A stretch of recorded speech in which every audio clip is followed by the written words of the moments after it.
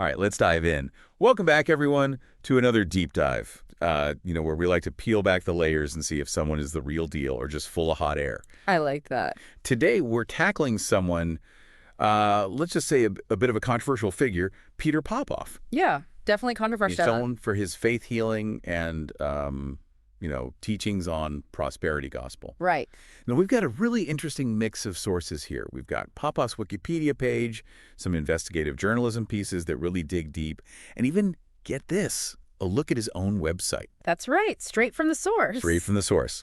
So our mission today, if you choose to accept it, is to dissect Popoff's methods, figure out what his motives are, and ultimately arm you, the listener, with the knowledge you need to spot the difference between someone who's genuinely trying to inspire and someone who's, well, maybe just trying to line their pockets. Couldn't have said it better myself. So, to kick things off, we're talking about some pretty wild claims with this guy. Oh, yeah, definitely. We're talking healing chronic illnesses, supposedly smuggling Bibles into the Soviet Union with balloons. Like, how do you even... With balloons? With balloons. Yeah. And even selling miracle spring water that's sourced from wafer at Costco. The plot thickens. Right. It's like, what is going on here? Well, to really understand Popoff's rise, I think we got to go back to the beginning, back to his early career. Okay, so like set the stage for us. Exactly. Who is this guy? So he starts preaching as a teenager, right, in the 1960s, billing himself as the miracle boy evangelist. Okay, so already playing into that whole chosen one kind of vibe. Exactly. And you got to remember, this is during the Cold War, a time when people were, like, on edge, they were scared, Right. looking for hope, looking for solutions. Absolutely. And Popoff comes in with these claims of, divine intervention, defying communist regimes. It's powerful stuff. A good hook, for sure. So just to recap, born in Germany, emigrates to the U.S., and bam, hits the ground running with these dramatic cures, defying communist regimes. But is there any truth to these early claims? Or was it all just smoke and mirrors from the start? That is the million-dollar question. Right. And I think, honestly, when you look at some of his early activities, like those balloon Bible drops, it was probably exaggerated, if not completely made up. Hold on, so you're saying those stories about him, like sneaking Bibles into the Soviet Union, might not even be true? Well, there's very little evidence to back them up. Wow. And some people who used to work with him actually said they were staged. Just for publicity. Just for publicity. Wow. Bold move. It is. But what about the healings, though? Right. People claim to be cured of serious illnesses. Absolutely. Through his ministry. I mean, were those real? So there were definitely people who believed they were healed because of Popoff. Right. But later investigations started raising some red flags about how real those cures actually were. Like what? Give us some examples. So there were cases of people claiming to be miraculously healed in wheelchairs, but then it turns out they were able to walk before. No way. Yeah, apparently Popoff's assistants would, put them in wheelchairs. As part of the show. As part of the show, exactly. Oh my gosh, so shady. It gets worse. There's this one incident, a staged burglary at Popoff's headquarters. Wait, stage? What do you mean by stage? Okay, so Popoff had been asking for donations to send Bibles to the Soviet Union. Okay. But when people started asking for proof, like, hey, where are these Bibles going? He claimed that his office had been burglarized. And all the evidence was gone. Gone. Conveniently gone. Right. And guess what? Turns out Popoff himself had orchestrated the whole thing. Are you serious? Yeah, just to avoid having to, show where the money was going. That is wild. And people still believed in him after that. Well, for a while, yeah, Popoff was really good at deflecting criticism. Really good at spinning things. Exactly, making it seem like he still had this, divine power. But then in the 1980s, things changed because of this guy, James Randi. Okay, this is where things get interesting. This is where things get really interesting. I'm all ears. This guy, Randi, was a magician, a skeptic, and he did not buy Popoff's act for 1 second. Smart guy. So Randi puts together this team of investigators, and they start using radio scanners to monitor what Popoff is doing during his healing crusades.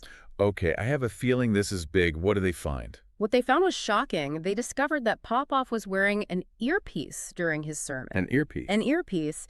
And he was getting fed information about the people in the audience from his wife, Elizabeth. No. Yes. So hold on, when Popoff would call someone out in the crowd and know all this personal stuff about them, it wasn't like divine revelation. It was all coming from his wife. Exactly. She'd gather all these details beforehand, names, addresses, even their medical problems. And just feed to him.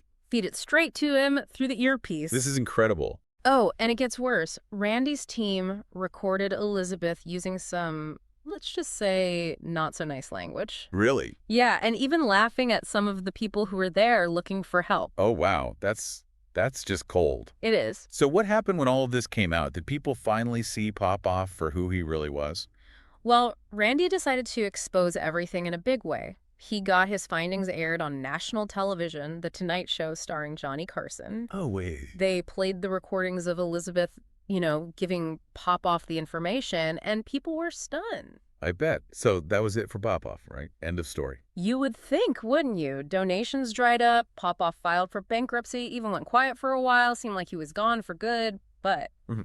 There's but. There's always a but, and this is where Popoff's story takes a really interesting turn. This guy's like a cat with 9 lives, I swear. He is. Despite everything, the scandal, the proof, he somehow managed to make a comeback in the late 1990s. A comeback after all that. It's amazing. It shows you how resilient he is and how well he understands what makes people tick. I guess you got to give him credit for that, even if it's for the wrong reasons. He knew there would always be people looking for hope, looking for miracles. Especially when times are tough. Exactly, and he was willing to change his tactics to tap into that. So what did Popoff 2.0 look like? Well, he shifted his focus, started targeting a new audience, mainly African Americans who were struggling financially. Yeah. And instead of just faith healing, he started pushing this miracle spring water as a way to get out of debt, solve your money problems. Miracle spring water. Seriously. Was it like from some magical spring or something? That's what he claimed. Of course he did. But surprise, surprise, it was just regular bottled water. Oh, come on. Bought in bulk from, you guessed it, Costco. No. So even after being exposed, he went right back to the same old tricks, just with different packaging? Pretty much. And this time he really leaned into infomercials, targeted mailings, reached even more people. So let's break down these new tactics. How is he convincing people to send him money this time around? Well, he became a master of what we call Barnum statements. They're these vague, general pronouncements that could apply to anyone. Okay, I've heard of those, but can you give me an example? Like, what kind of thing would Popoff say? Sure. So imagine you get a letter from Popoff, and it says something like, I sense a great financial blessing coming your way, but there are unseen forces blocking your path. Oh, I see. It sounds specific, but it's actually so general, it could be for anyone. Exactly. It makes you feel like he's talking directly to you, even though it's just a mass-mailed letter. Clever but sneaky. Totally. And that's just one of his tricks. He plays on people's anxieties, offers simple solutions to really complicated problems, creates a sense of urgency. Like, you gotta act now. Exactly. Don't miss out on this blessing. Oh, yeah. And then there's the seed faith thing, right? Ah, yes. The class. Send me money, and God will multiply it back to you. Oh. It's like the oldest trick in the prosperity gospel playbook. But isn't that incredibly manipulative? Absolutely. It preys on people who are desperate, people who are just looking for a quick fix. And what's really concerning is that Popoff's organization is so secretive. What do you mean? Like, there's no transparency about where the money goes. Oh, really? Yeah, it's almost impossible to track it. So he could be using it for anything. Pretty much, and he's incredibly good at avoiding any kind of accountability for it. So how does someone like this, who's been exposed multiple times, still manage to thrive?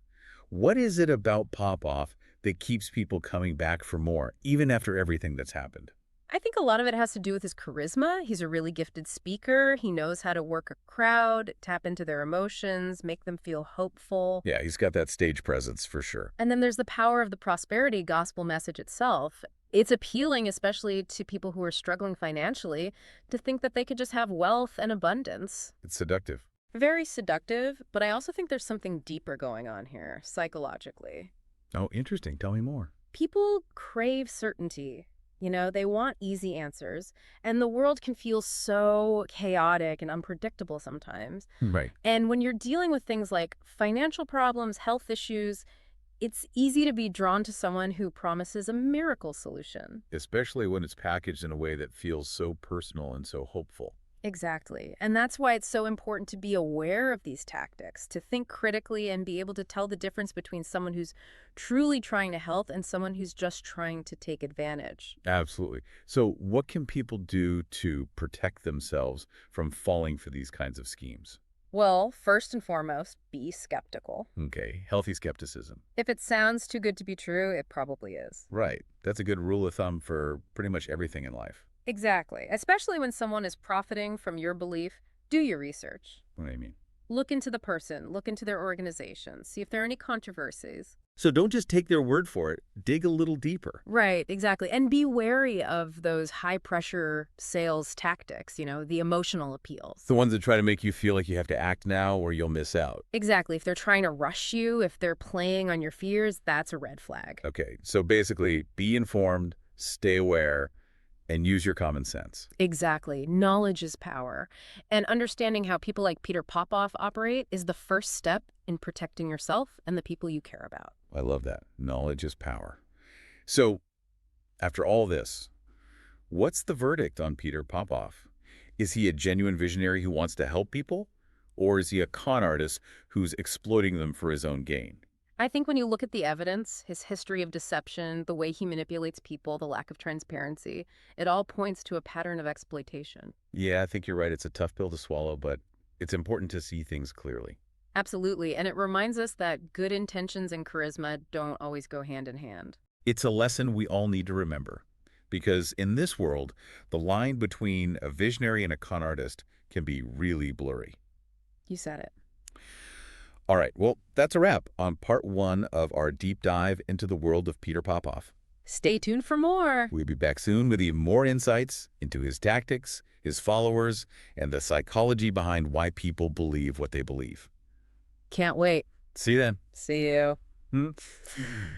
It's amazing, isn't it? You'd think with all the information out there, people would be more skeptical. You think so? But I guess the reality is that these kinds of schemes, they really thrive on a potent mix of hope, desperation, and, just the basic human need for easy answers. Yeah, and let's be honest, traditional institutions haven't always done a great job of providing those answers or, Yes. meeting people's needs, Correct. especially when it comes to things like financial hardship or serious illness. Absolutely. So when people feel like they've tried everything else, they're more likely to fall for these kinds of promises, Yeah. no matter how outlandish they might seem. It's not just about being gullible, it's about being vulnerable. Exactly. That's a much better way to put it. And I think it's important to remember that a lot of Popoff's followers, they're genuine in their belief and they're really looking for help. Yeah. They're not stupid. They're just looking for a lifeline. And Popoff, despite all his flaws, is a master at presenting himself as that lifeline. Absolutely. He knows how to tap into people's deepest desires and fears. And his tactics, they're incredibly effective, even if they're ethically questionable. Right. I mean, he uses this combination of Barnum statements, emotional appeals, high-pressure sales tactics. Yeah, it's a whole recipe. It is, to create the sense of urgency, to compel people to act. And on top of all of that, he's incredibly good at avoiding accountability. Oh, yeah. Despite multiple exposés, he's kept his finances shrouded in secrecy. Right. You can't track where the money goes. Which is a huge red flag on its own. I mean, any legitimate organization, they should be transparent about their finances, where the donations are going. Absolutely. So where does this leave us? What are some key takeaways from Popoff's story that our listeners can, actually use in their own lives? Well, I think the biggest takeaway is the importance of critical thinking, Don't just believe everything you hear. Don't take things at face value, especially when someone stands to profit from your belief. Right. Do your research, ask questions, be wary of anyone who promises simple solutions to complex problems. Be an informed consumer, not just of products, but of ideas and beliefs as well. Exactly. And remember, true hope, it's not found in quick fixes or miracle cures. It's found in facing challenges head on, making informed decisions, and building a better future one step at a time. So to our listeners, as we wrap up our deep dive into the world of Peter Popoff, we'll leave you with this final thought. Go ahead. What makes you believe? What are your sources of hope and inspiration? And how can you make sure that those beliefs, are they grounded in reason, in evidence, and not just blind faith or the promises of someone who, might just be really good at telling you what you want to hear? Yeah, great questions to think about. Keep those questions in mind as you navigate, the world around you. And remember that the power to figure out what's true and what's not, It lies within each of us. Couldn't have said it better myself. That's it for today's deep dive. Until next time. Stay curious, stay skeptical, and keep searching for the truth. That's the spirit. And he's got this whole, playbook, right? Oh, yeah.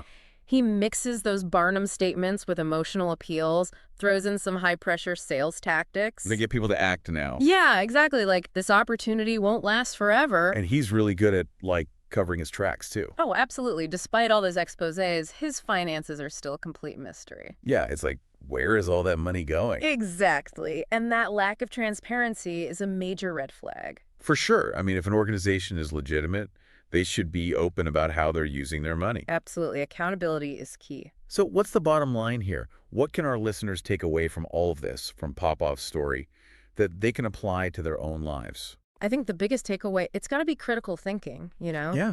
Just because someone sounds convincing, just because they have a platform doesn't mean they're telling the truth. Right, especially when they're making money off of what they're saying. Exactly. So do your research, ask questions, be skeptical of anything that seems too good to be true. Like those get-rich-quick schemes. Exactly. Or those miracle cures. Be an informed consumer, not just of products, but of information, too. Absolutely. Because at the end of the day, true hope isn't about quick fixes or magical solutions. It's about doing the work. It's about facing those challenges head on, making smart choices, and building a better future step by step. So, to our listeners, as we wrap up our deep dive into the world of Peter Popoff, we'll leave you with this final thought. What makes you believe? What are the things that give you hope and inspire you? And how can you make sure that those beliefs are based on reason and evidence and not just blind faith or the promises of someone who might just be really good at telling you what you want to hear? Yeah, that's a good question to ask yourself. Keep those questions in mind as you go about your day, as you encounter new information, new people. And remember, the power to figure out what's real and what's not, it's within each and every one of us. You got it. That's it for today's deep dive. Until next time, stay curious, stay skeptical, and keep searching for the truth. Always.